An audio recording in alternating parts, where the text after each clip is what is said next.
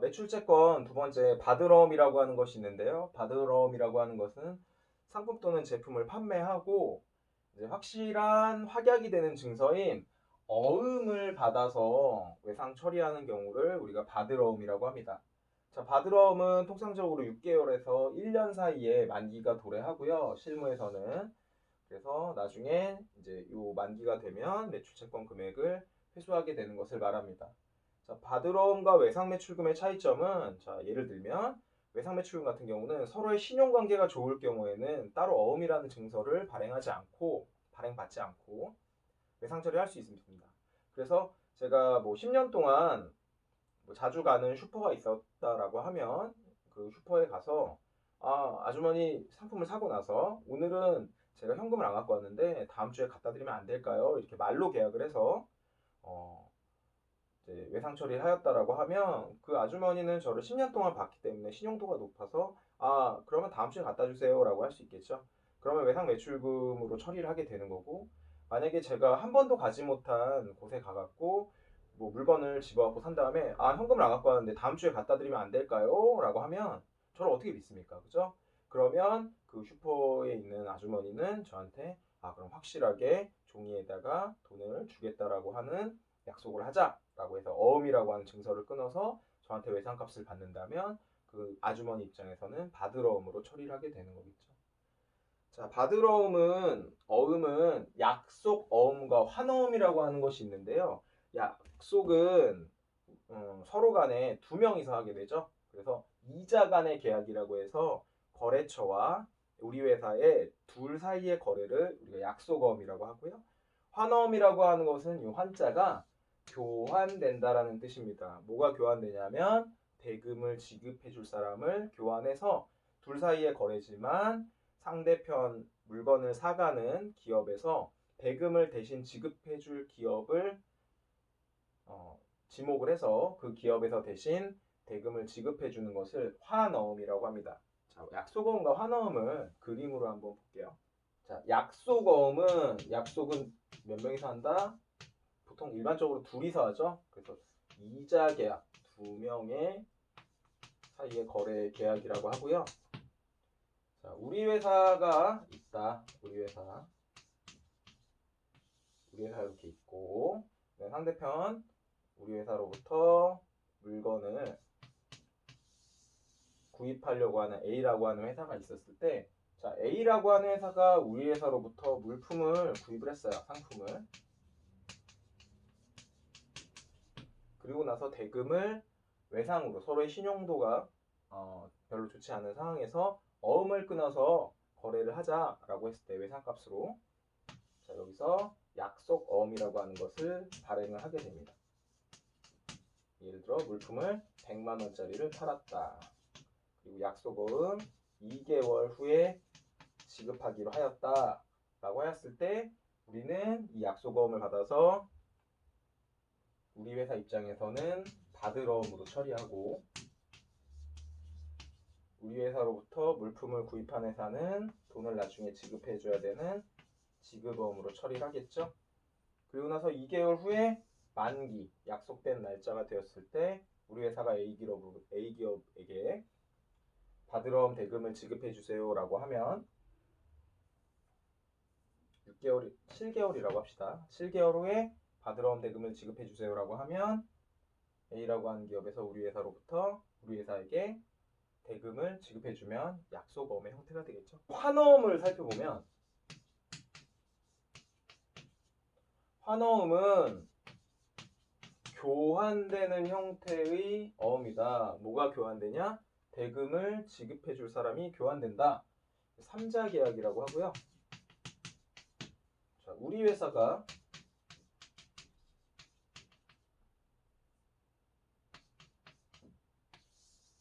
A라고 하는 기업에게 상품을 판매했다라고 봅시다. 상품을 판매하고 A라고 하는 회사는 우리 회사한테 대금을 지급을 해줘야 되는데 당장 지급할 돈이 없어서 외상으로 처리했다. 어음 증서를 끊어서. 그래서 만기를 8개월로 하고 어음을 끊었는데 어떤 어음을 끊냐면 내가 어음 대금을 지급해 주는 것이 아니라 B라고 하는 회사가 대신 지급해 줄 것으로 내용이 적혀져 있는 환어음을 우리 회사한테 발행을 했다라고 한다면 8개월 후 만기가 되었을 때 우리는 A라고 하는 기업한테 대금을 지급하는 것이 아니라 B라고 하는 기업이 대신 어음 대금을 지급을 해주는 형태의 어음을 환어음이라고 합니다. 그러면 B라고 하는 회사는 왜 우리 회사한테 대신 A라고 하는 기업에 어음 대금을 지급해주냐? A와 B 사이에는 그 전에 외상 거래가 있었던 거죠. 그래서 외상 거래가 있어서 B가 A한테 줄 돈이 있었는데 A 회사에서는 B한테 그 돈을 나한테 주지 말고 우리 이 C라고 하는 회사한테 대신 줘라라고 해서 어음 대금을 이쪽으로 안 주고 외상값을 갚는 형태로 이쪽에 우리 회사에 어음 대금을 지급해줘서 그래서 어떻게 됐어요? 대금을 지급해줄 사람이 A라고 하는 회사에서 B라고 하는 회사로 교환이 되었죠. 이러한 형태의 어음을 환어음이라고 합니다. 자, 어음과 관련된 문제를 한번 풀어볼게요. 자, 상품 1월 3일 날 상품을 우리 회사가 매출했습니다. 그래서 한국 상사가 우리 회사한테 7개월 만기의 약속어음으로 발행을 해서 우리 회사는 이 약속어음을 받았죠. 그러면 상품을 판매했기 때문에 상품 매출이라고 하는 수익이 발생을 하게 되고요. 어음의 형태로 외상값을 받았기 때문에 받으러 나중에 돈을 받을 수 있는 받으러 자산의 증가가 돼서 한국 상사로부터 3천만 원의 받으러움이 발생하게 되는 거죠. 자, 어음과 관련된 거래가 시험에 잘 나오는 것이 있는데요. 자, 어음과 관련된 거는 배서양도, 추심, 할인, 개서라고 하는 어음과 관련된 거래들이 있습니다. 자, 어음의 배서양도라고 하는 것은 이 어음은 다른 사람한테 내가 받을 어음을 가지고 있으면 다른 사람한테 어떤 상품이나 물품을 사고 이 대금, 결제 대금으로 대신 내가 가지고 있던 어음으로 줄 수가 있습니다. 그래서 이 배자라고 하는 것은 등배자예요. 이 서자라고 하는 것은 서명한다라는 뜻이에요. 그러니까 어음의 등은 어디겠어요? 앞면과 뒷면 중에서 뒷면이 되겠죠. 자, 어음의 뒷면에다가 이 돈을 원래는 내가 받기로 했지만 다른 사람이 대신 받을 거다. 이 어음의 권리를 넘기겠다라고 하는 의미로 뒷면에다가 그 사람한테 소유권을 넘겨주는 서명을 하고요. 다른 사람한테 넘겨주는 것을 배서양도라고 합니다. 그래서 보유 중인 다른 회사가 발행한 약속어음의 뒷면에 그 회사가 대신 돈을 받을 것으로 내용을 쓰고 서명한 다음에 양도해서 대금 지급을 받으러옴으로 대신하는 것을 배서양도라고 합니다. 관련된 문제를 한번 살펴볼게요. 자, 2월 3일 상품 10만 원을 매입을 했는데 이 상품의 매입 대금을 내가 가지고 있던 한국 상사가 나한테 발행했었던 어음에다가 뒷면에 사인을 하고 이 어음으로 대신 줬다 라고 한다면 상품을 구입했으니까 상품이라고 하는 자산이 증가할 거고요. 그리고 내가 차변에 있던 나의 자산이었던 받으러옴을 대금으로 대신 결제했기 때문에 한국 상사로부터 받을 받으러옴 10만 원이 자산의 감소로서 없어지게 되는 거죠. 자, 어음의 추심이라고 하는 것은 자, 어음은 나중에 받기로 한 또는 주기로 한 약속된 날짜가 있었다라고 합니다. 그걸 뭐라고 해요? 만기일이라고 합니다. 근데 만기일에 만약에 내가 받아야 될 어음이나 뭐 다른 것들이 많이 있다라고 한다면 그것들을 일일이 받으러 가기가 좀 힘들겠죠. 그러한 경우에는 은행에 대신 회수를 요청할 수도 있습니다. 그것을 어음의 추심이라고 합니다. 그럼 은행에서는 공짜로 해주겠어요? 아니죠. 그 어음을 대신 대금을 회수해주는 조건으로 수수료를 받아가겠죠. 그러면 우리 회사는 수수료를 은행에다가 일부 지급해주고 수수료를 제외한 나머지 금액을 받으면 되겠는 거겠죠. 자, 문제 한번 풀어볼게요. 자, 한국 상사에서 받은 타임 발행 약속어음, 그러니까 받으러음이 10,000원이 있었는데 만기일 날 내가 자주 거래하는 은행에다가 대신 받아달라고 하는 추심 의뢰를 하였다. 그리고는 100원이라고 하는 수수료를 은행에다 지급하고 나머지 금액만 현금으로 받았다라고 봅시다. 그럼 내가 가지고 있던 10,000원짜리 바드러움은 없어지게 되죠. 어음대금을 회수하였기 때문에. 그래서 10,000원이라고 하는 바드러움이 자산의 감소가 되고, 그리고 은행에는 뭐예요? 수수료 100원을 줘야겠죠. 그리고 나머지 수수료 100원을 띈 현금을 받게 되면 되는 거겠죠. 어음의 할인이라고 하는 것이 있어요. 자, 어음은 특징이 배워보니까 양도가 가능합니다. 그죠? 양도가 가능한데 어음은 만기일이라고 하는 것이 있잖아요. 근데 만기일까지는 어음은 현금화를 할 수가 없어요. 근데 돈이 급하게 필요했을 때 만기일 이전에 현금화를 할 수 있는데 그건 어떤 방법이 있냐면 은행에다가 원래 어음 가격보다 좀 싸게 할인해서 처분하는 것입니다. 그래서 그것을 어음의 할인이라고 하는데, 자, 어음을 할인하는 방법에는 두 가지가 있어요. 아예 은행에다가 이 소유권 자체를 넘겨버리고 은행에다가 이제 뭐 수수료 형식의 선이자 형식의 비용을 지불을 하고 그리고 나머지 금액을 받는 경우가 있고요. 아니면 그거를 뭐라고 하냐면 매각 거래라고 하고, 아니면 은행에다가 내가 1개월 후 또는 뭐 6개월 후, 7개월 후에 내가 어음을 받을 것이 있는데 이거를 우리가 현금이 필요해서 요걸 담보로 우리한테 돈을 좀 빌려주면 우리가 이자를 지급하겠다라고 하는 형식의 어음을 담보로 돈을 빌리는 차입거래가 있습니다. 그래서 매각거래하고 차입거래, 어음을 만기일 이전에 현금화하는 방법에는 이 두 가지 방법이 있는데요. 첫 번째, 매각거래를 살펴보면 매각거래는 내가 은행에다가 아예 가지고 있던 바드러움을 좀 싸게 팔아서 넘겨버리는 겁니다. 그래서 1월 2일 문제를 보면 만기가 3개월 남은 바드러움 5,000원이 있었는데 우리은행에다가 할인해서 싸게 팔았어요. 얼마에 팔았냐면 200원을 제외하고 4,800원에 파는 겁니다. 그러면 내가 가지고 있던 바드러움은 5,000원이 돼서 5,000원이 없어지죠. 대변에. 그리고 나서는 200원을 빼고 현금 4,800원만 받으면 됩니다. 그리고 나서 이 200원은 뭐예요? 내가 매출 채권을 만기일 이전에 처분한 대가로 200원은 내가 손해보는 거죠. 그래서 매출 채권 처분 손실이라고 해서 영업 외 비용으로 처리를 합니다. 그러면 이제 완전히 바드러움을 넘겨버린 거죠, 은행한테. 그러면 3개월 후에 만기가 되었을 때는 나는 별로 신경 안 써도 되죠. 은행에서 이 만기된 어음의 대금은 은행에서 알아서 회수하게 되는 거죠.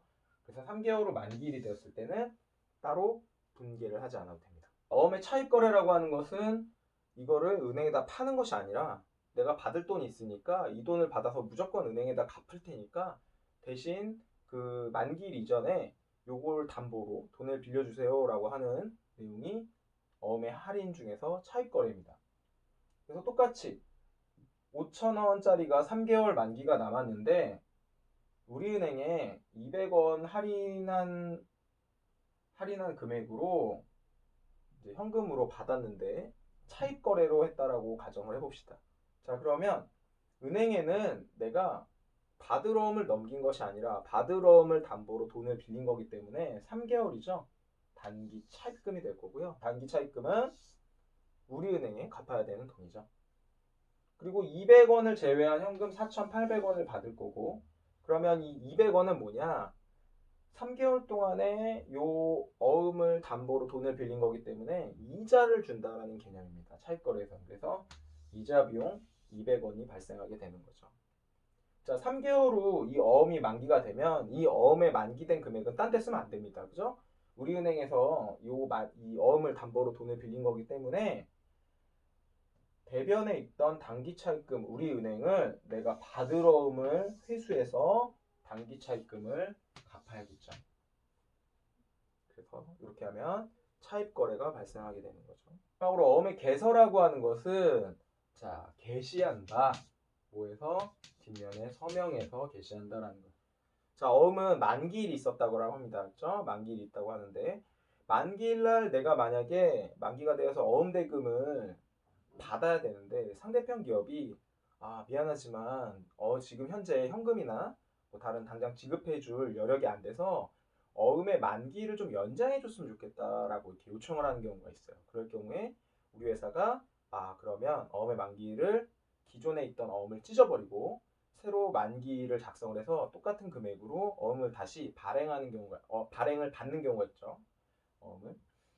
그러한 경우를 우리가 어음의 개서라고 합니다. 자, 그래서 내가 가지고 있던 받을어음은 찢어서 없애버려요. 약속어음 40만 원을 만기를 1개월 연장해서 개서하게 되었을 경우 가지고 있던 받을어음은 없어지고요. 그래서 구라고 되어 있는 건 기존의 만기일이 도래한 어음은 찢어서 없애버리게 되고, 그 대신에 만기일을 새로 작성을 해서 다시 1개월 연장된 어음이 새로 생기게 되는 거죠. 그래서 받을어음 신이라고 써놓은 거는 새로 발행받은 받을어음을 차변에 발생시키면 되죠. 그래서 이거를 우리가 어음의 개서라고 합니다. 매출채권을 표로 한번 정리해보면, 자, 매출채권은 지금 당좌자산이기 때문에 단기에 수치, 돈을 받을 수 있는 자산이 되겠죠. 그래서 상품 또는 제품을 판매하고 말로 외상 처리를 했을 때는 우리가 외상 매출금. 반대로 우리가 상품을 사는 경우에는 반대로 외상 샀으니까 매입금이고 유동부채 처리하면 되겠죠. 자, 어음을 발행했다라고 하면 상품을 판매한 입장에서는 받을어음이 될 거고요. 상품을 구입한 입장에서는 지급어음이 되겠죠. 자, 그래서 상품과 관련됐을 때는 외상매출금이나 받을어음, 매출채권으로 처리하면 되고요. 그럼 만약에 상품 이외의 것을 샀다라고 하면 상품 또는 제품 이외의 것을 내가 판매하고 나중에 받기로 한 돈은 아직 아닐 밑자를 써서 아직 수령하지 않은 금액이다라고 해서 미수금 처리합니다. 상품을 샀을 때 입장은 아직 지급하지 않았다라고 해서 미지급금으로 유동부채로 처리하면 됩니다. 그 다음에 돈을 만약에 상품을 구입하면서 우리가 계약금을 거는 경우가 있죠. 계약금 거는 경우 같은 경우에는 상품을 판매할 때 뭐 10%의 계약금을 300만 원짜리 판매하면서 30만 원을 미리 받았다라고 하면 먼저 수령한 돈이라고 해서 선수금이라고 하고요. 이거는 왜 부채냐면 이 상품을 판매하면서 계약금을 먼저 받은 건 내가 나중에 상품으로 돌려줘야 되잖아요. 계약금 금액만큼. 그래서 이거는 우리가 부채라고 할 수 있고요. 자, 내가 만약에 상품을 구입하면서 먼저 계약금으로 지급한 돈이 있다. 먼저 지급한 돈이라고 해서 선급금이라고 처리하고, 이 선급금은 나중에 내가 상품으로 돌려받을 수 있기 때문에 미래에 수익이 될 것으로 예상되는 자원이기 때문에 선급금은 당좌자산이 됩니다. 자, 돈을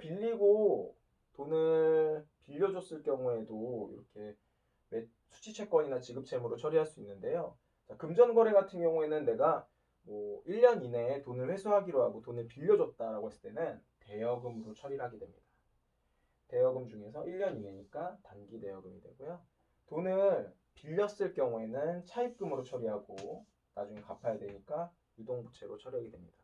그래서 상품 또는 제품이냐, 상품 또는 제품이 아니냐, 그리고 계약금이냐, 또는 돈을 빌려줬냐에 따라서 이렇게 계정 과목을 다르게 처리하게 됩니다. 자, 오늘은 매출 채권에 대해서 한번 배워봤고요. 자, 다음 시간에는 대손이라고 하는 것은 대여한 금액에 대해서 손실이 발생했다고 해서 외상값을 못 받게 됐을 경우에 처리하는 회계 처리에 대해서 한번 배워보도록 하겠습니다. 수업 듣느라고 고생하셨습니다. 다음 시간에 볼게요. 안녕.